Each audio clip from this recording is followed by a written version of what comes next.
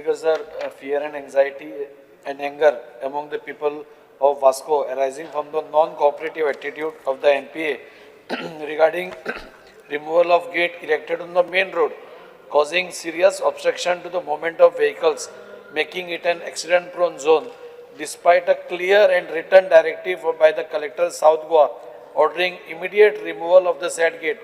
The defiance of this lawful order by MPA reflects an arrogant and dismissive attitude towards the local administration, which is unacceptable and undermines the authority of the government machinery.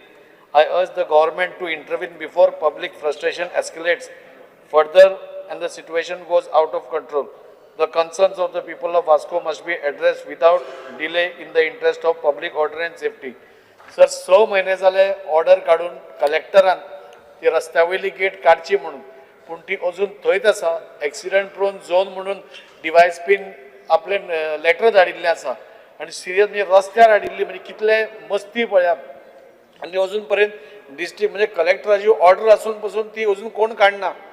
So हाजो कितें अर्थ समजप म्हाका कळना. कोण काम करना ते काम करना काय एमपीटी चड एरोगंट आसा. सो मागता मिनिस्टरा कडेन की इमिडिएटली हाजेर हें करचो म्हणून कित्याक आज ते public anger is too much.